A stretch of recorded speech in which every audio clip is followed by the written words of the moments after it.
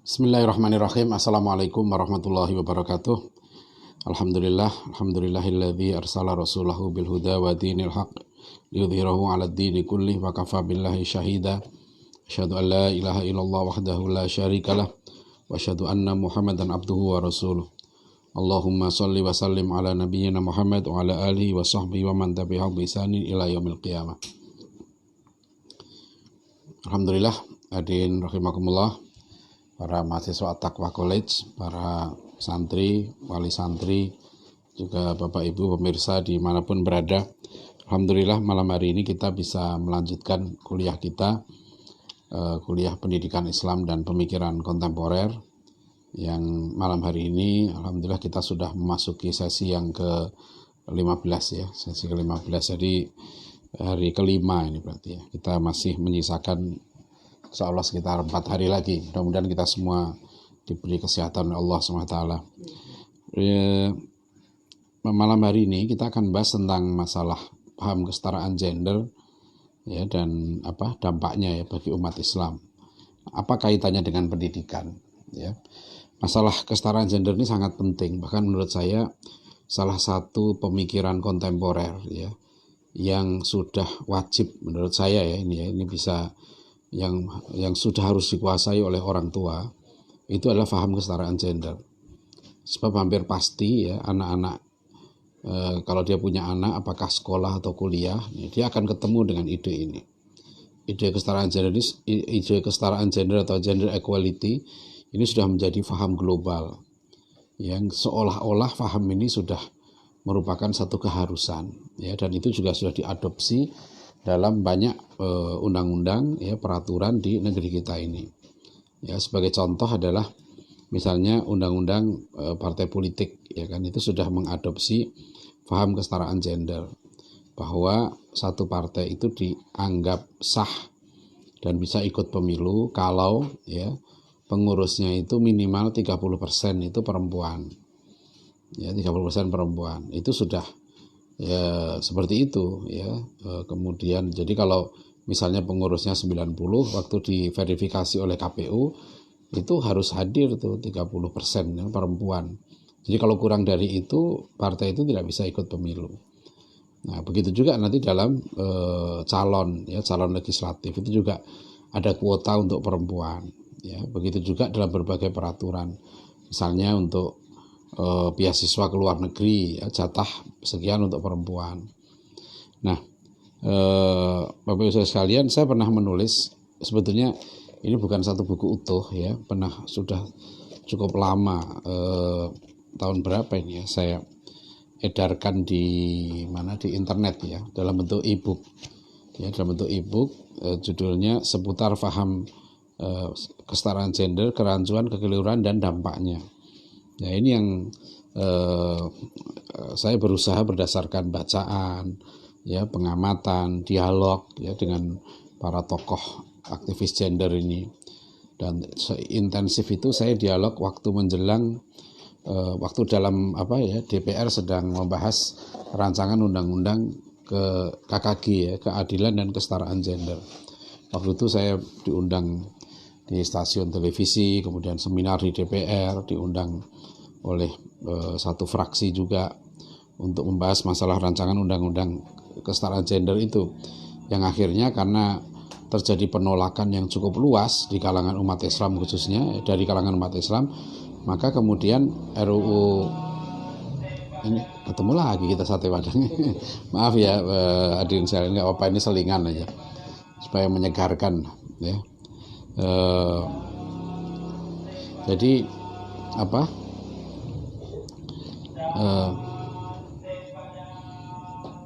iya, saya juga nggak bisa beli sate padang ini karena ini di kompleks sebelah. Bapak Ibu saudara sekalian, jadi waktu itu ya dibahaslah rancangan undang-undang keadilan dan kesetaraan gender ya, dan beberapa pasal-pasal di situ ya jelas sekali itu menurut kami gitu ya sangat bertentangan ya dengan ajaran Islam. Jadi ide-ide kesetaraan gender itu silahkan diikuti gitu. Yang gagasannya itu sebetulnya aneh ya.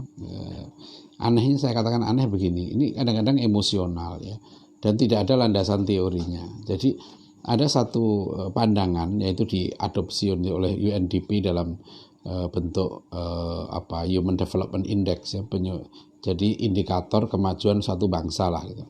Itu salah satunya diukur dari indeks kesetaraan gender ini. Jadi kalau perempuan itu semakin banyak terlibat di ruang publik gitu ya, maka itu dijadikan indikator negara maju gitu. Oleh karena itu misalnya waktu itu di rancangan undang-undang kesetaraan gender yang menjadi sangat kontroversi ya, itu adalah bahwa ketetapan ya kuota minimal perempuan 30% seperti dalam undang-undang partai politik gitu ya, itu akan dijadikan ketentuan untuk semua organisasi. Ya, jadi misalnya nanti kalau orang bikin organisasi apa saja itu harus ada keterlibatan perempuan, ya minimal 30%.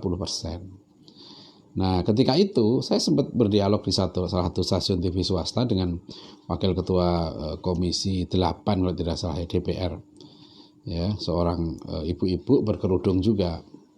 Waktu itu kami tanya, ya saya tanya langsung ke beliau apa dasarnya gitu loh. Ini cara berpikir bahwa kalau perempuan itu semakin banyak di ruang publik gitu ya, itu negara itu akan maju. Ada data-data yang saya sampaikan, misalnya anggota parlemen. Ya contoh, anggota di Indonesia, anggota parlemen itu sekarang sudah sekitar 20% yang perempuan.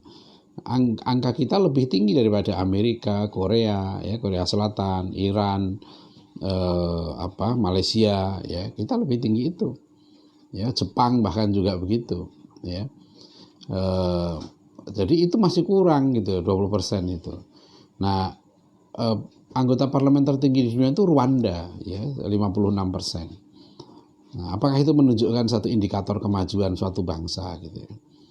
Jadi paham kesetaraan gender itu kan mereka membagi bahwa yang namanya kemajuan suatu bangsa gitu ya, itu dilakukan kalau laki dan perempuan itu seimbang di ruang publik.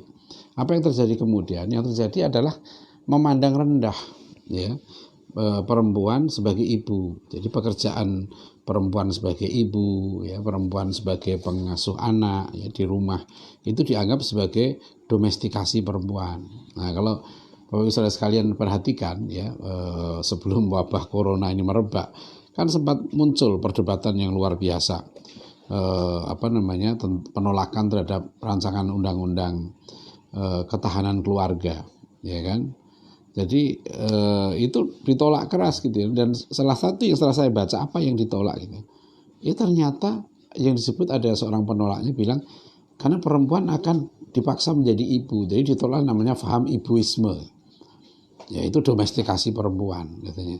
Jadi perempuan itu akan maju gitu ya kalau dia melepaskan diri dari pekerjaan ibu, kan pekerjaan ibu rumah tangga itu dianggap bukan pekerjaan yang maju bagi seorang perempuan. Ya, saya pernah menulis satu artikel di Harian Republika, itu salah satu artikel yang saya suka, yang saya tulis itu ya. Itu judulnya Dapur, Sumur dan Kasur gitu.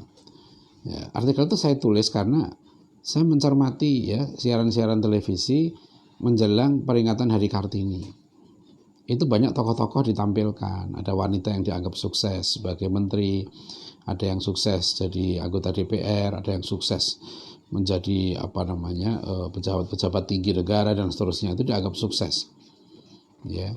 Nah, ada yang ngomong begini, dulu perempuan itu sebatas dapur, sumur, kasur, sekarang sudah lebih dari itu. Jadi perempuan sudah maju ya karena tidak hanya ngurusi dapur, sumur, kasur gitu.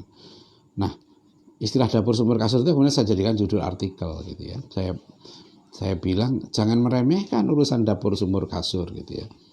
Ya, jadi lihat saja sejak zaman Pak Harto ya kan, siapa yang berperan di situ, peran Ibu Tin seperti apa.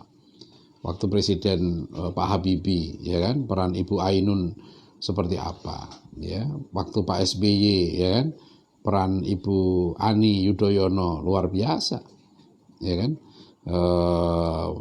Bu Tin ya, Bu Ani Yudhoyono, Pak Habibie itu nggak perlu capek-capek ngantor ya kan, nah, tapi pengaruhnya luar biasa ya.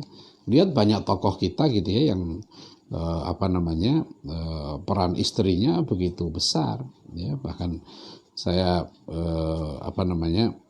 ada seorang tokoh terkenal gitu ya, teman saya wartawan pernah cerita gitu, tokoh ini hebat lah gitu ya, tokoh nasional gitu ya. Tapi waktu teman saya mau wawancara beliau gitu kan, ditemui jauh-jauh ke satu tempat di luar Jakarta gitu ya. Begitu sampai di hotel mau wawancara, sudah itu cukup istrinya batuk-batuk saja sudah nggak jadi tuh sang tokoh itu memberikan wawancara. Itu cerita kawan saya, pernah jadi pemimpin redaksi harian Republika gitu. Itu dia cerita betapa hebatnya gitu ya, pengaruh seorang istri pada tokoh yang masyarakat melihat sang tokoh ini luar biasa begitu ya. Nah, jadi perempuan itu ya. Nah, kenapa saya tertarik ada sekarang ya? Ada buku yang sangat bagus yang banyak saya kutip dalam tulisan saya, termasuk di sini juga.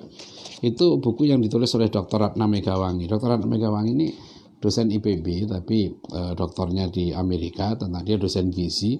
Tapi menariknya beliau kemudian membuat riset khusus tentang masalah gender ini. Dan menulis satu buku ya berjudul Membiarkan Berbeda, ya, sudut pandang baru tentang relasi gender. Ya, buku ini terbit tahun 1999 ya. Ya, Dr. Ratna Megawangi ini mengungkap bahwa faham kesetaraan gender itu sebetulnya berakar dari faham Marxisme. Jadi kenapa sih program mereka ini selalu melihat laki-laki itu sebagai kelas yang menindas, ya, sosok yang menindas. Jadi perempuan kalau menjadi ibu rumah tangga itu diposisikan sebagai kelas tertindas. Laki-laki itu kelas yang menindas gitu ya. Nah, ternyata ide ini memang berasal lah ya, bersumber dari gagasan Marxis yang melihat bahwa untuk terciptanya masyarakat yang diidamkan, lah masyarakat ideal gitu ya, nggak ada perbedaan lagi, termasuk nggak ada kelas menindas, kelas tertindas. Nah, rumah tangga itu dianggap sebagai awal dari kelas yang penindasan itu dalam rumah tangga itu, ya. Makanya dikutip buku John Stuart Mill ya, dalam bukunya The Subjection of Women, ya. Jadi menurut pemikir Barat ini gitu ya, perempuan itu harus dibebaskan dari citranya, perannya sebagai ibu, ya. Sebab ya menurut dia pekerjaan perempuan di sektor domestik atau rumah tangga merupakan pekerjaan irasional, ya, emosional dan tiranis, ya. Karena itu ya Mill meminta perempuan menekan dan menghilangkan segala aspek yang ada kaitannya dengan pekerjaan domestik agar kebahagiaan tertinggi dapat tercapai, ya. Nah, ini juga yang disampaikan oleh seorang feminis ya, Sarah Grimke 1838, yang menyatakan bahwa wanita yang menikah telah terpenjara dalam sebuah tirani, ya, di bawah kekuasaan seorang tiran atau suaminya, ya. Ya, maka dia bilang begini, man has exercised the most unlimited and brutal power, ya, over women in the peculiar character of husband, ya, a word in most countries synonymous with tyrant, ya. Jadi ini pemikir-pemikir yang asalnya memandang suami sebagai tiran, sebagai penindas. Rumah tangga itu adalah sebuah bentuk penindasan, ya. Nah, itulah yang kata Dr. Ratna Megawangi, dia katakan analisis Grimke sejajar dengan teori Marx yang mengatakan kekuasaan adalah identik dengan tiran dan perempuan juga harus meraih kebahagiaan. Jika perempuan ingin meraih kebahagiaan, maka standarnya adalah kebahagiaan materialistis dan maskulin, yaitu standar yang bersumber dari dunia publik dan aspek rasionalitas manusia. Nah, ini. Jadi bahkan ada juga seorang tokoh yang diwawancara oleh satu majalah, dikutip tahun 97, ya. Dia tokoh Indonesia ini, nggak usah sebut namanya, ada di sini namanya ya, dikutip oleh Dr. Ratna Megawangi dalam bukunya itu. Sang tokoh ini ya, aktivis perempuan ini mengatakan begini, saya lebih setuju lembaga perkawinan dilenyapkan sama sekali. Open marriage jauh lebih sehat daripada poligami. Ya, lebih bagus kita kenalan, jatuh cinta, hidup bersama, membina satu rumah tangga sampai kita tidak cocok lagi. Mau sampai berapa tahun pun, kalau kita nggak cocok, kita cari lagi partner lain yang cocok. Nah, gitu. Ini contoh ya bagaimana orang akhirnya berpikiran tentang konsep kesetaraan gender ini berangkat dari satu ide ya. Jadi kalau kita baca konsep-konsep gender yang jadi ajarkan di berbagai kampus ya, buku-buku kesetaraan gender ya. Saya ada beberapa mahasiswa saya yang menulis disertasi doktor tentang pendidikan gender ya, dari UIK, dan salah satu mungkin doktor kesetaraan. Hanya masa Idapur ayah itu baca Quran gitu. Nah ini Bapak Ibu saudara sekalian ya, cara pandang seperti ini ya, yang mengatakan pada akhirnya begini, mereka bilang bahwa peran laki perempuan itu adalah socially constructed. Itu bukan fitrah katanya. Manusia itu fitrahnya ya melahirkan, gitu kan, mengandung dan melahirkan. Bahkan ada satu buku mereka yang mereka tulis mengatakan bahkan menyusui, mengasuh anak itu tidak harus perempuan, itu bisa ya laki-laki. Karena menyusui itu bisa diganti dengan botol. Ya, kemudian apa itu tadi mengasuh anak ya laki-laki juga bisa. Ya, saya ada kutipan-kutipan kata mereka. Sampai ya kalau mereka itu ada buku ya gender itu yang di satu perguruan tinggi Islam tuh. Itu mempersoalkan ya kenapa kok pakaian laki-laki dan wanita itu dibedakan ya. Kenapa batas auratnya laki-laki itu hanya pusar sampai lutut sedangkan perempuan kok semuanya gitu ya. Nah, kenapa dalam dulu waktu ingat nggak waktu rancangan undang-undang anti pornografi dan porno aksi itu kan ada satu jurnal ya yang memprotes itu ya, pernah saya tulis, saya kutip juga karena lucu banget gitu. Dia mempersoalkan ya kenapa di rancangan undang-undang itu ya kan salah satu bentuk porno itu adalah kalau perempuan memperlihatkan dadanya gitu. Nah di buku itu diprotes itu di jurnal itu. Nah terus kalau laki-laki memperlihatkan dadanya kenapa boleh? Gitu lah. Jadi kalau dikatakan sensual gitu ya, siapa yang bilang sensual? Nah ini kan susah kita jelasinya gimana gitu kan kalau sudah sampai di situ. Ya, jadi itu dipersoalkan. Ya, terutama yang banyak juga nanti soal kepemimpinan dalam rumah tangga. Kenapa arijalu qawwamuna 'alan nisa? Itu harus difahami bahwa laki-laki itu pemimpin. Apa karena laki-laki itu memimpin karena kelelakiannya? Atau karena bima faddalallahu ba'dahum 'ala ba'din? Nah, berarti kalau begitu ayat itu mereka tafsirkan yang memimpin rumah tangga itu harus laki-laki. Yang memimpin rumah tangga yang mampu, ya, bisa laki-laki, bisa perempuan, ya. Nah, itu jadi ya kita pusing lah ya kalau saya sudah menggeluti ini bertahun-tahun ya dialog dengan mereka, berdiskusi dengan mereka para aktivis ini, kadang-kadang saya pikir ini apa yang akan terjadi gitu ya. Karena hati-hati loh, ini sudah masuk dalam kurikulum ya. Sudah ada pusat-pusat studi wanita, studi gender, dan ironinya kemudian paham ini itu puncak dari kesetaraan gender. Itu saya baca di satu jurnal ya, jurnal mereka ini. Itu yang dikatakan perempuan itu betul-betul kalau setara dengan laki-laki ya, itu kalau sudah dia tidak membutuhkan laki-laki lagi gitu.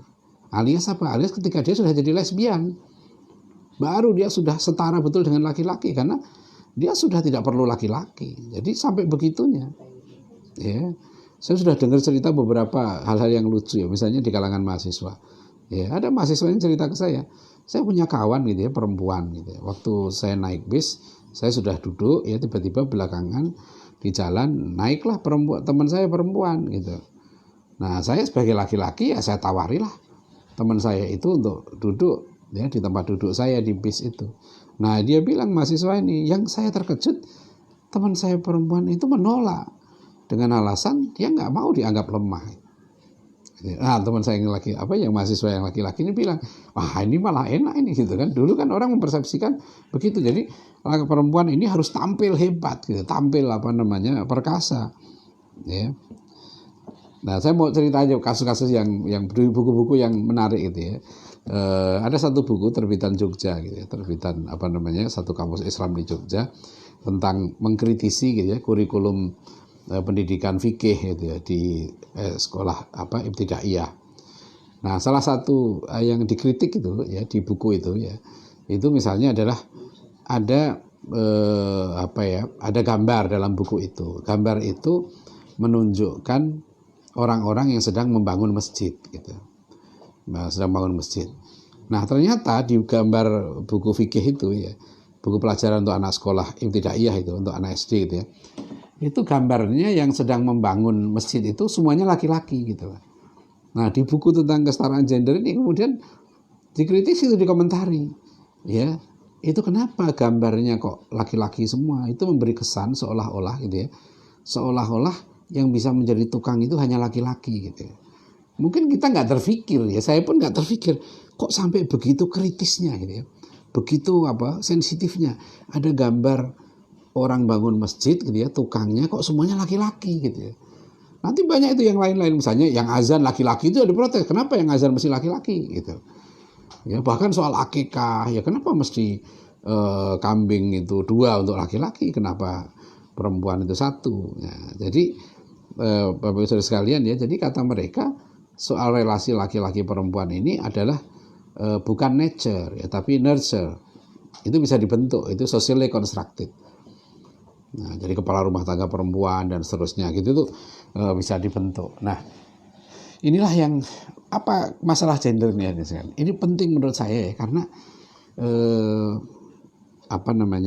saya ada mahasiswa saya menulis disertasi doktor tentang satu pesantren putri gitu ya, khusus kurikulumnya. Waktu itu saya tanya dia, apakah dalam pendidikan laki-laki dan perempuan itu sekedar dipisah atau seharusnya memang kurikulumnya berbeda?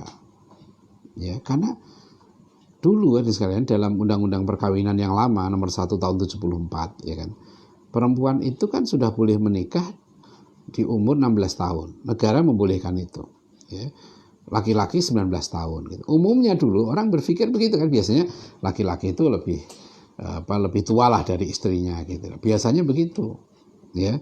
Nah, sekarang bayangkan aja di perubahan yang sudah disepakati oleh DPR ya, di undang-undang perkawinan yang baru ini, itu perempuan dan laki-laki disamakan batas usia minimal untuk menikah, yaitu 19 tahun gitu.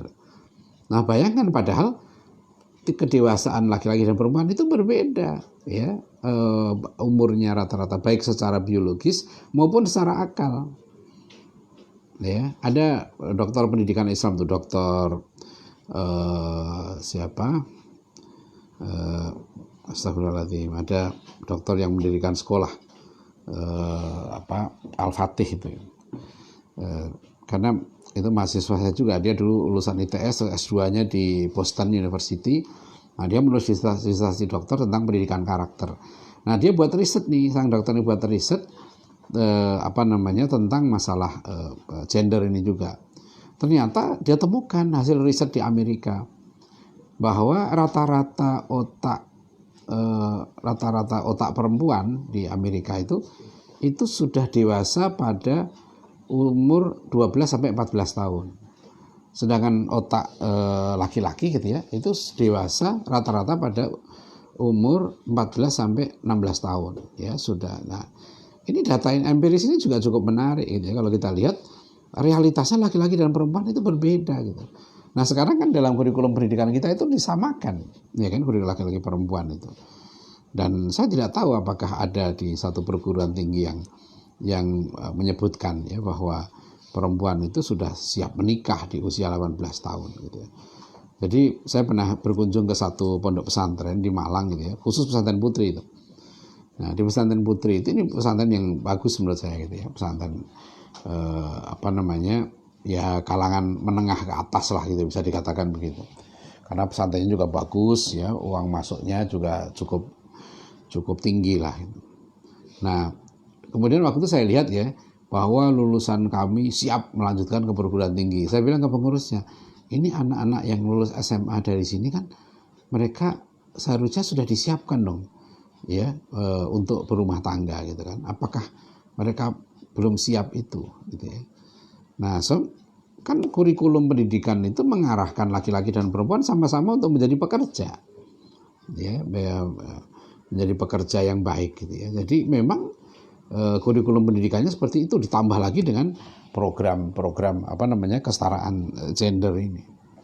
Jadi dampaknya ini bisa sangat serius ya sekali ini, karena kalau berangkat dari data-data yang dikemukakan oleh Dr. Ratna Megawangi tadi, apa yang dilakukan oleh gerakan kesetaraan gender, paham gender itu adalah akan mengubah ya struktur sosial masyarakat, dan ini kasihan sebenarnya ya. Ujung-ujungnya sebetulnya kan perempuan itu gitu ya diharapkan untuk tidak ngurus ya, dipaksa keluar rumah gitu ya, jangan menjadi ibu rumah tangga, karena pandangan mereka tentang ibu rumah tangga itu kecil. Makanya di artikel saya yang dapur sumur kasur itu saya jelaskan jangan meremehkan loh urusan dapur sumur kasur itu, ya kan? Dari urusan dapur itulah lahir perempuan-perempuan hebat kan, seperti Mbok Bere, Nyonya Suharti, ya kan? Itu yang restoran apa Ciganiang itu apa itu restoran Sunda itu ibu-ibu juga, ya kan? Banyak ibu-ibu itu ya, dari dapur itu melahirkan pengusaha-pengusaha hebat. Ya mereka nggak usah capek-capek ngantor di DPR, capek jadi menteri, kekayaan mereka luar biasa. Itu baru urusan dapur. Urusan sumur, urusan air jangan dianggap sepele. Dari urusan sumur itulah sekarang lihat industri air minum luar biasa. Jadi jangan dianggap urusan dapur sumur kasur itu urusan kecil. Sekarang dari sumur, kalau orang kaitkan dengan cuci mencuci kan, lahir usaha-usaha laundry yang luar biasa sekarang makin marak di mana-mana. Apalagi urusan kasur kan, urusan maerot itu banyak perkembangan di situ. Itu jangan dianggap remeh. Jadi urusan dapur sumur kasur itu yang tadi, karena saya hanya nonton aja kan di TV dilihat dulu perempuan itu urusannya dapur sumur kasur, sekarang sudah lebih dari itu gitu ya. Jangan dianggap sehebat-hebatnya perempuan mau jadi presiden, jadi menteri, jadi apa gitu. Tetap ya bagaimanapun nggak bisa melepaskan urusan dapur sumur kasur ini. Jadi jangan dianggap remeh ya. Dan Bapak Ibu Saudara sekalian, paham kesetaraan gender ini pun Dr. Ratna Megawati membuktikan. Ini pun sebetulnya bukan paham universal. Ini kan paham berdasarkan pengalaman ya historis dari masyarakat barat yang perempuan mereka mengalami ketertindasan gitu. Sejak zaman Yunani kuno. Ya, jadi mereka kan masyarakat yang ekstrim, dulunya menindas perempuan sekeras-kerasnya, kemudian membebaskan perempuan sebebas-bebasnya sampai setara dengan laki-laki gitu ya. Itu yang dituntut. Ya. Nah, apa yang terjadi sekarang dengan paham seperti ini? Kebingungan mereka karena banyak jumlah penduduk mereka sekarang minus, perempuan nggak mau punya anak. Ya, perempuan males. Ya, Jerman dia sudah minus. Ya, ini belum corona, ini waktu itu baru kasus gender aja. Ya, lihat bagaimana Jerman sudah ngasih insentif ya kepada siapa yang mau hamil dikasih insentif, yang melahirkan anak ada tunjangan, yang mengasuh anak ada tunjangan. Ya, di berbagai tempat pun sudah begitu. Ya, nah, ini yang aneh ya. Kita sendiri sekarang sebetulnya kita punya sistem sosial sendiri gitu ya. Dalam tradisi masyarakat kita yang sudah diwarnai oleh nilai-nilai Islam, itu tetap ya dalam perkawinan itu bagaimanapun kalau namanya laki-laki itu disiapkan jadi pemimpin, ya kan? Ya begitu juga bukan berarti dia lebih tinggi. Nah, inilah kesalahan besar ya dalam ini maaf saya ngelihat jam ini ya. Jamnya yang mati ya, bukan? Ya. Oh iya, minta maaf karena insya Allah mulai tadi siang ya kita ubah jadwal kita ya. Kita nggak terlalu lama karena masukan dari pemirsa juga. Kita batasi tidak sampai 1,5 jam, jadi waktu kita 1 jam saja ya. Mungkin saya tambah sekitar 5-10 menit lagi gitu ya, nanti kita diskusi. Nah sekarang mengapa orang berpikir seperti itu, memandang rendah pekerjaan ibu rumah tangga gitu ya, menganggap bahwa peran laki-laki sebagai kepala keluarga ya, sebagai suami yang harus ditaati ya. Karena kata Dr. Ratna Megawati, kata yang paling dibenci oleh kaum kesetaraan gender ini adalah kata taat pada suami. Itu bagi mereka kata yang aneh. Kenapa harus taat pada suami gitu ya? Bukan suami taat pada istri. Ya bukan. Ya memang kalau aturannya taat pada suami kan, istri taat pada suami gitu ya. Tapi banyak juga ya sekarang ini suami yang takut istri, takut. Atau istilahnya bukan takut lah sekarang ini. Istri yang tidak takut pada suaminya, itu yang masa akhirnya suaminya tidak berani sama istrinya, bukan takut ya. Nah itu ya, jadi tadi saya membahas tentang gagasan kesetaraan gender ini, karena mereka menganggap hubungan laki-laki dan perempuan itu ya, soal kepemimpinan dalam keluarga ya, itu adalah socially constructed. Itu karena budaya, karena kebiasaan. Itu bisa diubah gitu. Nah, saya memandang nggak begitu ya, saya agak beda karena kalau kita cermati betul tradisi masyarakat jahiliyah dulu itu sudah diubah oleh syariat Islam dan itu langsung dicontohkan dan diajarkan oleh Rasulullah SAW. Ya sebagai contoh misalnya di masa Rasulullah itu Rasulullah pernah melarang seorang perempuan ya keluar rumah karena sudah dipesani oleh suaminya, jangan keluar rumah sampai suaminya itu pulang. Ya, meskipun ayah dari si perempuan ini meninggal, ya tetap tunggu suaminya gitu. Nah, perempuan ini taat dan itulah ibadah dia. Ya, akhirnya dia sama suaminya kemudian baru takziah ke ayahnya. Ya, waktu itu kan masalahnya nggak ada handphone. Ya, jadi tapi Rasulullah tetap mengingatkan ya perempuan itu taat pada suami itu penting. Ya, dan apa yang menyebabkan orang membenci kata taat pada suami ini? Karena dibuang kata-kata ibadah, konsep ibadah. Ya, dalam Islam relasi laki-laki dan perempuan itu relasi tanggung jawab, relasi ibadah. Allah sudah memberikan peran yang berbeda. Ya, jadi laki-laki dikasih tanggung jawab untuk mencari nafkah, wajib mencari nafkah. Perempuan tidak wajib. Ya, laki-laki yang berkewajiban untuk memimpin keluarga dan bertanggung jawab. Nah, oleh karena itu ini dimensi ubudiyah, ya, dimensi ilahiyah dan dimensi ukhrawiyah masuk di situ.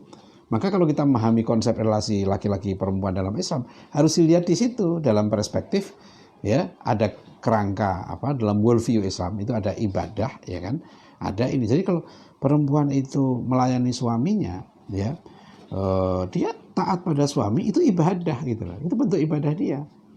Nah, laki-laki ya bertanggung jawab mencari nafkah itu adalah ibadah dia, tanggung jawab dia. Nah, ketika konsep ibadah ini dibuang, konsep dimensi ilahiyah dibuang, apalagi juga konsep ukhrawiyah dibuang, ya dimensi akhirat dibuang, apa yang terjadi kemudian? Tampaklah kemudian dia melihat, loh, tidak adil, kenapa tidak sama kan gitu? Adil mereka maknai sama. Kalau perempuan ya bekerja harus izin suami, kenapa laki-laki bekerja tidak izin istri? Ya, tidak wajib izin istri, bahkan sampai puasa sunnah pun perempuan itu diharuskan untuk minta izin pada suaminya. Jadi dia akan melihat hubungan laki-laki dan perempuan dalam konsep Islam tampak seperti ketimpangan gitu ya, ketidakadilan.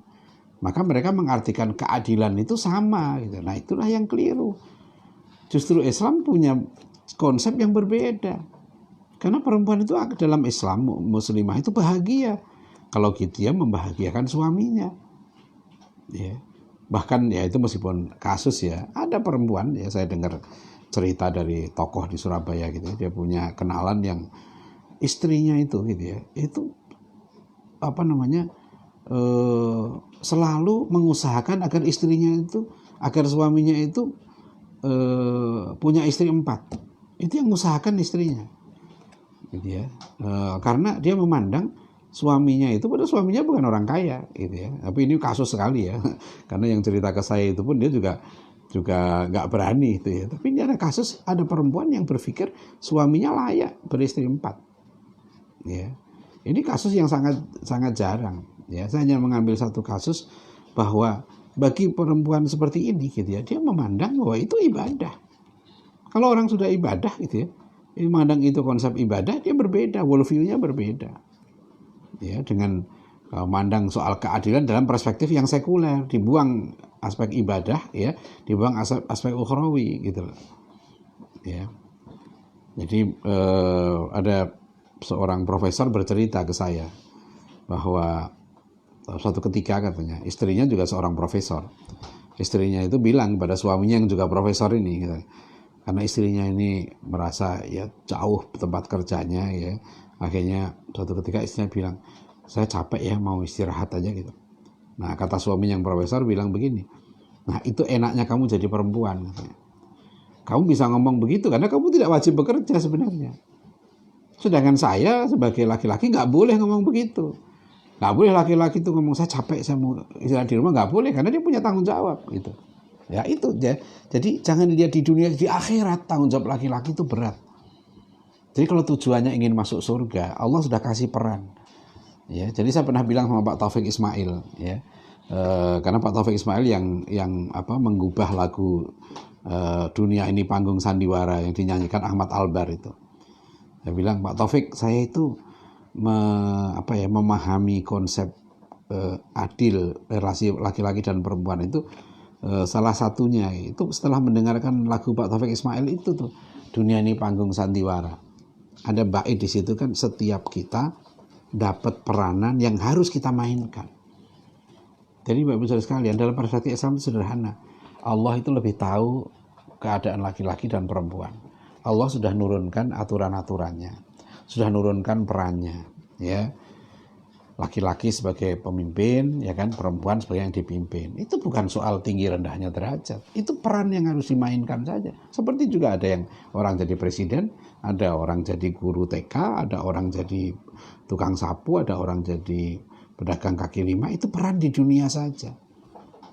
Ya, bahkan di akhirat nanti seorang office boy itu bisa senyum-senyum, ya. Ya, dibandingkan dengan direktur perusahaan. Kenapa? Karena office boy susah menzolimi orang lain. Ya, di akhirat tuh ya. Nah, seorang presidir, manajer, itu berat di akhirat. Jadi, cobalah letakkan ya Pak, hubungan laki-laki perempuan dan semua dalam kehidupan ini pandang dalam dimensi ilahiyah dan dimensi juga masukkan dimensi ukhrawi, ya. Kita akan berubah cara pandang kita di situ. Ya, kita tidak silau dengan orang yang kaya raya, hartanya banyak, ya, sertifikat tanahnya sampai ratusan, tanahnya ribuan hektar itu. Malah kita kasihan gitu ya. Kasihan, terus kapan dia nginjek tanahnya itu? Ya kan? Rumah puluhan gitu ya. Ya, kadang-kadang kita punya rumah 2 aja udah susah kita nengok, ya kan? Jadi ada rumah yang sampai puluhan, kapan dia sempat nginjek gitu? Ya, hartanya miliaran atau triliunan, kapan dia nikmati hartanya itu? Ya, makan pun semakin tua semakin terbatas, ya. Setengah piring nasi pun belum tentu habis. Ya, jadi coba di akhirat tanggung jawabnya sangat berat. Kan dia akan bertanggung jawab kan. Tsumalatus alunna yauma idzin anin naim. Kamu akan ditanya oleh Allah segala nikmat yang kamu terima. Coba Islam itu memberikan perspektif. Jadi kita harus kasihan loh. Kenapa orang kok ya seneng jadi gubernur, ya kan? Ini mau pilkada saya. Seneng jadi wali kota, ya kan? Seneng jadi wali kota, bupati, gubernur gitu ya kan? Mau pilkada. Kan aneh itu. Di dunia berapa lama sih senengnya? Di akhirat nanti harus bertanggung jawab, ya. Ya, jalan rusak, segala macam nggak diurus, itu tanggung jawab semua itu. Ya, saya sudah banyak tabungan saya karena saya pernah jalan pakai mobil gitu ya, ke Jawa gitu. Di jalan itu karena kenceng gitu ya, ban mobil saya pecah masuk lubang. Nah, itu saya minta ganti siapa itu? Ya udah di akhirat nanti diganti lah. Kan gitu, karena itu hak saya sebagai warga negara gitu ya. Mobil juga kita bayar pajaknya terus gitu ya. Nah, hak kita kan dapat jalan yang baik. Nah, kalau kita nggak dapat hak, ya kan, di akhirat kita dapat gantinya, ya. Nah, itu pemimpin tuh kasihan tuh pemimpin kita itu yang nanti tidak memberikan hak-hak rakyat dengan sebaik-baiknya. Itu dari rahimahullah. Jadi masalah gender ini sekali lagi ya, kita kalau nggak hati-hati ya paham ini gitu ya, itu betul-betul bisa merusak dan akhirnya bisa membenci ajaran Islam, bisa ragu dengan Islam, ya, bahkan akhirnya ya naudzubillah ya, bisa dia menjadi orang yang berani menantang Tuhan. Ya, saya perhatikan dari berbagai isu yang tentang masalah gender nih, kaitannya nanti dengan LGBT. Akhirnya ada banyak di antara mereka membela LGBT, ya, membela homo, lesbian gitu ya, karena itu dianggap sebagai kesetaraan, puncak kesetaraan wanita kalau dia sudah tidak butuh laki-laki. Nah, ini contoh lah, saya kawan serba-serbi tantangan kita ya, harus jaga betul. Ini salah satu materi pemikiran kontemporer gitu ya, yang orang tua juga guru gitu harus menguasai menurut saya. Sudah, karena ini sudah menjadi ya seperti kalau sekarang wabah ya, seperti virus corona ini sudah menjamur betul ya, sudah mewabah ya dianggap seperti sebuah keharusan saja. Nah, demikian ya, mudah-mudahan ini saya hanya mengajak saja untuk kita semua berhati-hati ya, fahamilah paham-paham kontemporer ya, kita harus bahas pluralisme, nanti ini paham kesetaraan gender dan sebagainya ya, mudah-mudahan bermanfaat. Silahkan ada sisa waktu kalau ada dialog ya, kalau tidak saya lanjutkan sedikit nanti ya. Terima kasih. Billahi taufik wal hidayah. Assalamualaikum warahmatullahi wabarakatuh. Ada ini diskusi? Pertanyaan sama dari saudari Nur Halimah. Bagaimana tanggapan Ustadz tentang kepemimpinan wanita di ruang publik? Karena kita lihat kepemimpinan perempuan ternyata lebih baik dibanding laki-laki, dari loyalitas dalam bekerja, kedisiplinan dan kedisiplinan, manajemen dan lain-lain. Ya, kalau saya secara pribadi ya, kalau saya pribadi memandang kalau di publik ya, maksud di dalam ruang publik itu tergantung kan, ruang publik itu banyak ya. Ada perempuan yang memimpin perusahaan sukses, ada perempuan yang memimpin sekolah ya kan, itu perempuan juga. Ada perempuan yang memimpin politik ya, ada yang sekarang ini jadi lurah, jadi camat, jadi bupati, wali kota, gubernur, bahkan jadi presiden gitu ya. Saya tetap berpendapat bahwa dalam konsep Islam tugas utama perempuan itu adalah sebagai ibu ya.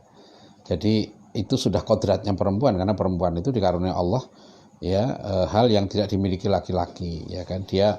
Dia mengandung ya, dia melahirkan, dia menyusui ya. Itu adalah kodrat perempuan gitu. Itu kalau kita baca ya konsep pendidikannya Ki Hajar Dewantara, sama melihat perempuan sesuai dengan kodratnya seperti itu. Nah, kita harus lihat dalam perspektif sejarah di Eropa. Dulu perempuan di zaman Yunani kuno dan di zaman sampai Romawi ya, zaman pertengahan, perempuan itu sangat tertindas ya, bahkan mereka itu menjadi korban dari inkuisisi banyak sekali. Jadi perempuan tertindas, akhirnya terjadi gelombang ya women's sleep itu ya. Pembebasan perempuan yang berlebihan, jadi ekstrim. Akhirnya menyamakan laki-laki dengan perempuan. Itu beda. Ya, bagaimanapun itu beda. Makanya dalam olahraga pun menurut saya tetap dibedakan, nggak bisa.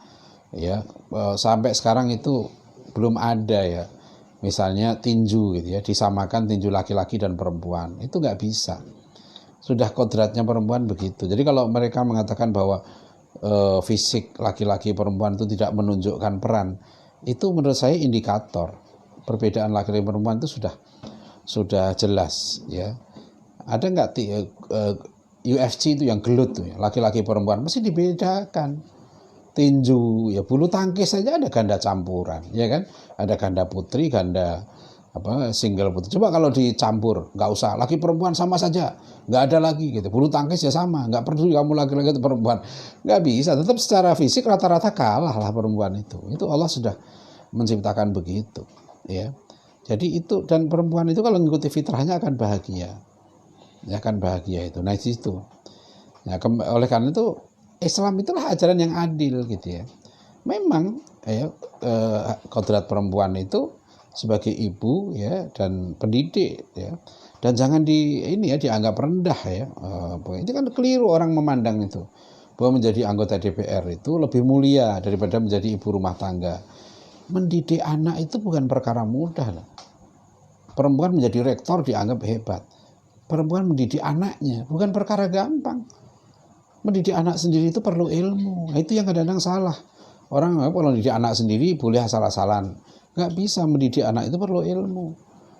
Jadi ibu rumah tangga pun menurut saya itu, kalau dia mampu dokter, jadikan dia dokter ya, supaya dia bisa mendidik anaknya dengan baik, karena perlu ilmu ya. Jadi mendidik anak bukan perkara sederhana ya, itu bisa lebih susah daripada menjadi bupati atau menjadi gubernur ya. Nah itu yang keliru, cara pandang itu yang keliru, memandang rendah ya pekerjaan rumah tangga itu.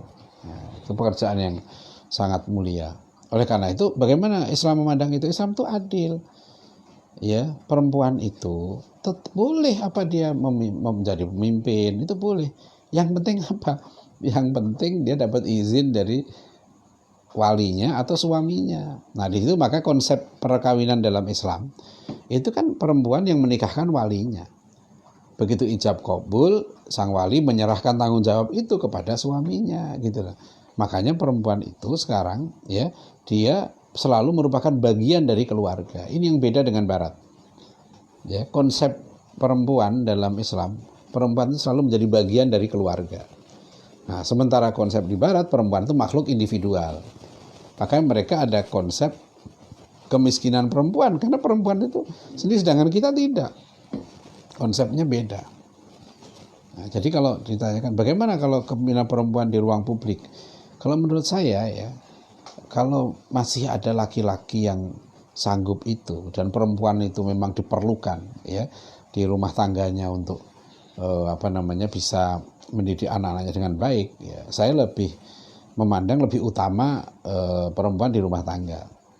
Tapi memang ada kondisi yang kadang-kala gitu ya, kepemimpinan perempuan diperlukan ya, karena memang dia bisa lebih baik di situ ya, dan itu Islam tidak melarang ya. Yang disepakati oleh para ulama adalah tidak bolehnya perempuan menjadi khalifah, menjadi al-imamah al-uzma ya, kepemimpinan akbar dalam Islam yaitu sebagai khalifah ya, karena kekhalifahan. Nah, sekarang bagaimana dalam sistem demokrasi? Apakah presiden, kedudukan presiden itu bisa dikiaskan sama dengan khalifah? Nah, itu saya tidak berani menjawab itu. Biarlah itu para ulama yang punya otoritas. Tapi kalau secara umum kepemimpinan publik itu pandangan saya pribadi begitu. Ya, jadi kalau misalnya di kampus itu gitu ya, ada pemilihan rektor. Ini contoh misalnya gitu. Ada laki, ada perempuan. Ya, fair saja. Kalau memang perempuannya hebat dan dia mampu memanage kampus dengan baik gitu ya. Kemudian suaminya mengizinkan, suami dari perempuan ini ya nggak masalah, boleh saja. Ya, guru saya itu Profesor Muhammad Nur bercerita ya bagaimana istri beliau yang suatu ketika gitu ya diminta untuk menjadi dekan di satu universitas internasional, dan beliau dan bagusnya istrinya itu tetap meminta izin meskipun rektor itu jabatan yang sangat bergengsi. Ya, tapi Profesor Muhammad Nur kemudian menjelaskan pada istrinya beliau tidak bisa ngasih izin. Dan alhamdulillah istrinya nurut, meskipun istrinya juga seorang profesor. Ya, nurut pada suaminya. Ya, dan itu sesuatu yang membahagiakan pada kedua belah pihak karena saling ridho. Ya, jadi peran di ruang publik ya tidak masalah ya kalau misalnya suaminya mengizinkan dan itu dengan segala pertimbangan. Ya, jadi itu indahnya Islam itu di situ. Itulah makanya merupakan satu kesatuan. Tapi ada juga yang nanya begini. Ya, saya bilang ada seorang istri gitu ya, karena dia katanya begini bilang, ya kan gampang kalau mau bekerja tinggal minta izin suaminya. Terus bilang ada yang nanya ini. Terus kalau suaminya nggak mengizinkan gimana? Ya berjuanglah supaya mengizinkan. Apa sih susahnya meyakinkan suami? Suami sekarang gampang kok untuk meyakinkan, itu mudah. Terus kalau nggak mengizinkan juga saya bilang ya cari yang mengizinkan gitu kan, itu saja. Itu soal izin aja itu dipersoalkan ya, dalam tradisi masyarakat kita selama ini sudah itu nggak terlalu masalah, nggak terlalu problem. Itulah keadilan Islam ya, jadi bukan bebas sama sekali tapi juga tidak dilarang sama sekali gitu ya, ada batas-batas tertentu. Nah, itulah ada hikmah, ada kebijakan di situ ya, begitu ya. Makasih. Ada dari Saudara Dedi Suryadi.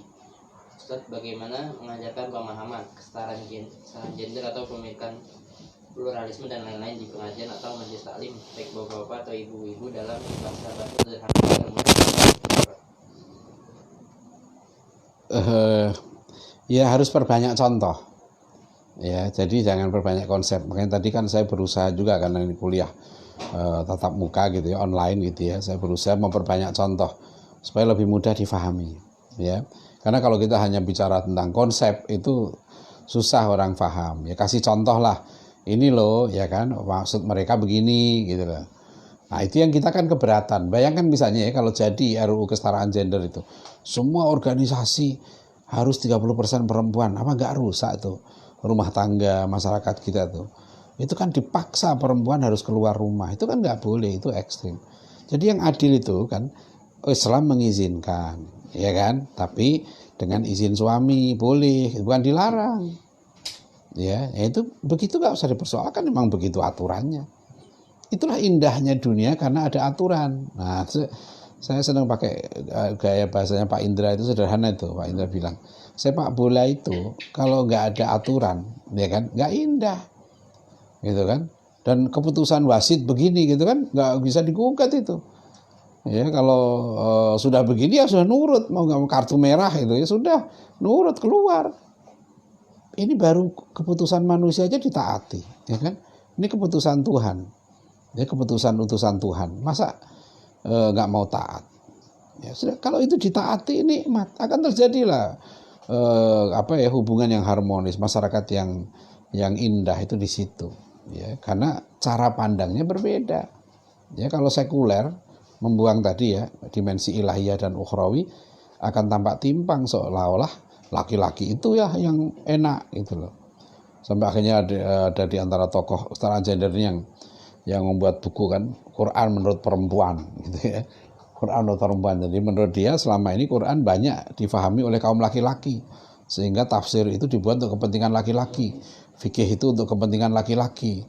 Nah ini kan tidak betul, karena fikih Islam itu dari zaman Aisyah radhiyallahu anha sudah sama, nggak pernah dipersoalkan seperti itu laki-laki dan perempuan. Ya begitu ya. Jadi dengan contoh-contoh lah, dengan contoh-contoh yang banyak supaya mudah difahami. Ya baik. Ada lagi?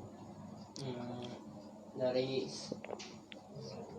Saudara Indra Fitra Wirawan, Pak Dian, bagi pengelola lembaga pendidikan yang mengacu pada kurikulum nasional, bagaimana cara agar menerapkan pendidikan Islam yang sesuai Al-Quran dan As-Sunnah? Oh, itu panjang jawabannya ya. Itu ikuti aja kuliah dari awal.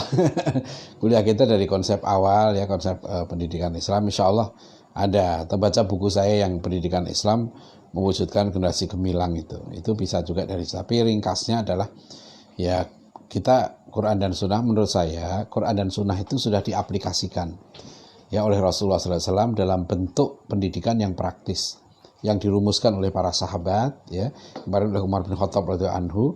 Polanya ada kan, polanya beradab dan berilmu gitu.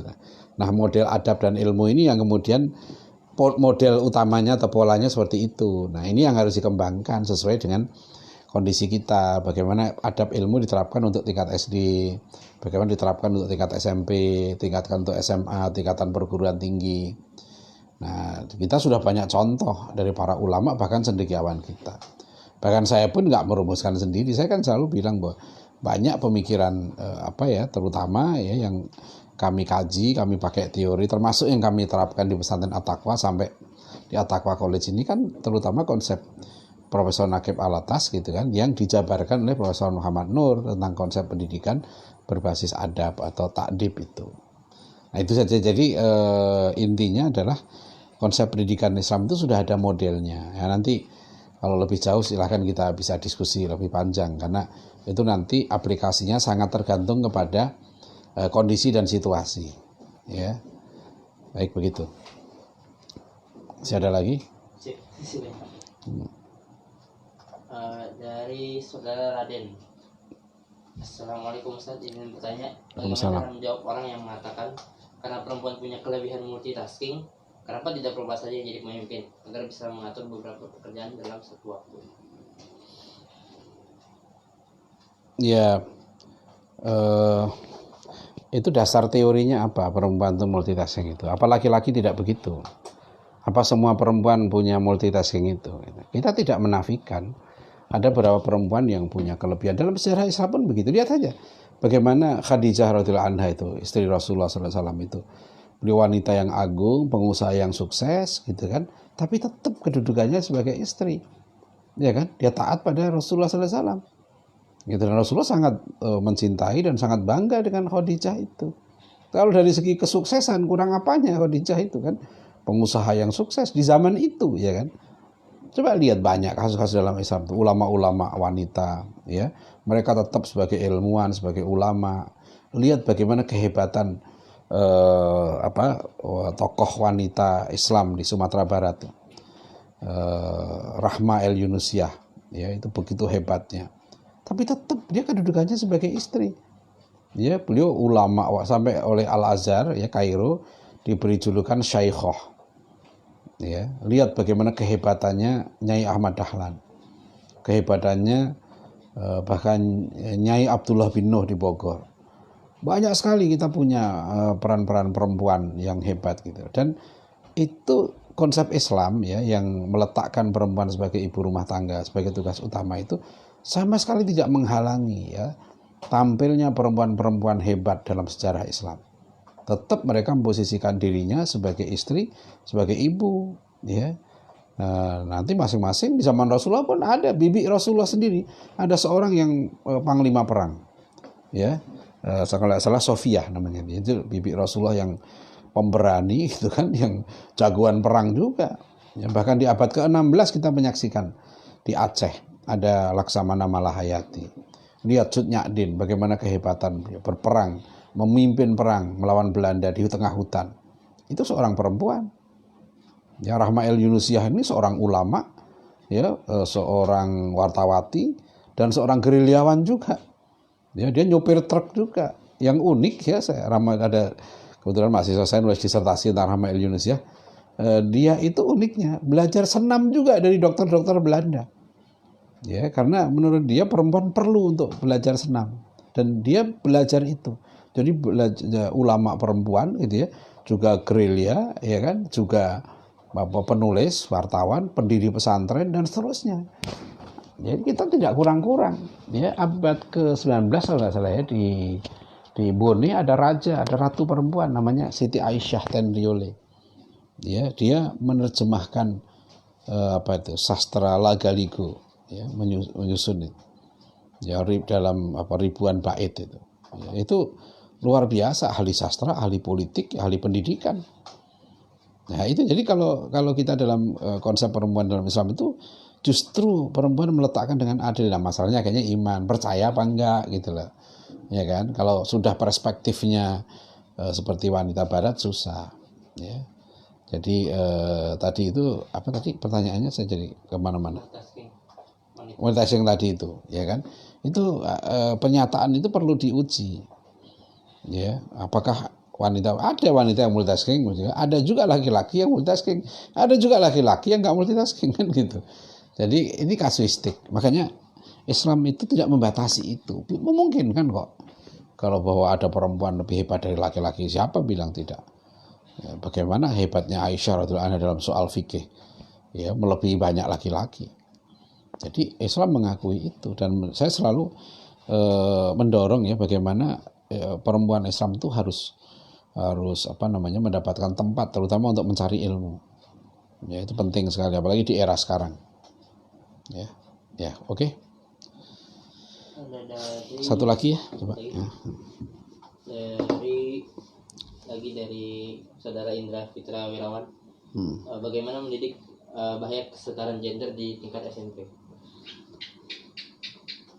Terutama tanamkan adab dulu, nilai-nilai adab, ketaatan pada Allah, ya, kecintaan pada Rasulullah, ya, dan adab pada ulama itu sangat penting. Sebab nanti gender ini pun bermain di otoritas. Ya, sudah ada buku saya lihat ya, buku pelajaran agama yang disusun kerjasama antara Kementerian Agama dengan satu lembaga LSM gender ini. Ya, itu di situ sudah mulai kesetaraan gender itu masuk kurikulum pendidikan agama Islam gitu ya, dan mulailah dia membangun otoritas terhadap tokoh-tokoh feminis. Ya, diakui sebagai seorang ulama tafsir gitu ya. Jadi misalnya ketika membahas ayat ar-rijalu qawwamuna 'alan nisa, itu dikatakan begini, para ulama beda pendapat. Nah, di antara yang beda pendapat ini dimasukkan salah satu tokoh feminis gitu. Masuk sebagai dianggap di situ ditulis sebagai mufasir, ya. Nah, di situ ada ini namanya perang otoritas itu. Jadi dianggap tokoh feminis ini diletakkan sebagai mufasir. Sehingga dia punya pendapat, ya berhak untuk disetarakan dengan para ulama kita yang lain. Nah, itu tidak betul itu adab ilmu. Ya, jadi di tingkat SMP ini anak-anak terutama ya perlu dididik ya adab pada Allah, adab pada Rasul, adab pada ulama gitu ya. Dan juga mulai dikenalkan ya tantangan-tantangan pemikiran yang secara umum ya, belum terlalu mendalam, tapi tentang liberalisme, sekularisme itu perlu disinggung. Ya begitu ya. Jadi supaya nanti dia tingkat SMA itu sudah pendidikan tinggi kan, nah, dia harus sudah mendalami pemikiran itu lebih detail lagi gitu. Ya. Baik, hadirin rahimakumullah, mudah-mudahan kita tetap sehat ya. Insya Allah kita ketemu lagi besok pagi. Nah kita besok mundur ya, jadi karena 1 jam, jadi kita besok mulai insya Allah jam pukul 6 pagi ya, sampai jam 7 saja ya. Insya Allah nanti juga begitu, jam 9 sampai jam 10 ya, malam kita jam 8 sampai jam 9 ya. Mudah-mudahan cukup lah 1 jam ini ya. Terima kasih. Billahi taufik walhidayah. Assalamualaikum warahmatullahi wabarakatuh.